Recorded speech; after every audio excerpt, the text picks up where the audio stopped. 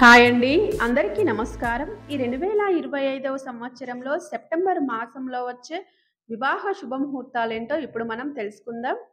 Friends, మీరు మన ఛానల్‌ని కొత్తగా చూస్తున్నట్లయితే మన ఛానల్‌ని సబ్స్క్రైబ్ చేసి పక్కనే ఉన్న బెల్ ఐకాన్‌ని క్లిక్ చేయండి. నేను చేసే ప్రతి వీడియో మీకు నోటిఫికేషన్ రూపంలో ముందుగానే వస్తుంది. మనకి సెప్టెంబర్ 1 నుండి 21 వరకి భాద్రపద మాసం అండి. సెప్టెంబర్ 22 నుండి అయితే ఆశ్వయుజ మాసం అయితే ప్రారంభమవుతుంది.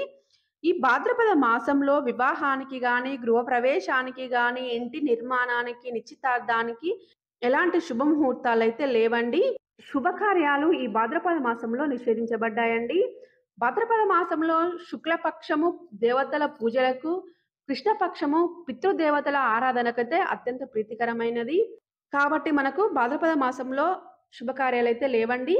తర్వాత మనకు సెప్టెంబర్ 22 నుండి ఆశ్వయుజ మాసము ప్రారంభమవుతుంది కాబట్టి, ఈ ఆశ్వయుజ మాసంలో వివాహానికి, గృహప్రవేశానికి శుభముహూర్తాలు ఉన్నాయండి. ఇప్పుడు మనం ఈ సెప్టెంబర్ మాసంలో వచ్చే వివాహ శుభముహూర్తాలేంటో తెలుసుకుందాం. సెప్టెంబర్ 24 బుధవారం రోజున తదియా తిథి చిత్తా నక్షత్రం అండి. ఈ రోజున వివాహానికి శుభముహూర్తం ఉంది. తర్వాత సెప్టెంబర్ 25 గురువారము చవితి తిథి స్వాతి నక్షత్రం అండి. ఈ రోజు కూడా వివాహానికి శుభముహూర్తం ఉంది. తర్వాత సెప్టెంబర్ 26 శుక్రవారము చవితి తిథి విశాఖ నక్షత్రం అండి. ఈ రోజు కూడా వివాహానికి శుభముహూర్తం ఉంది. తర్వాత సెప్టెంబర్ 27 శనివారము పంచమి తిథి అనురాధ నక్షత్రం అండి.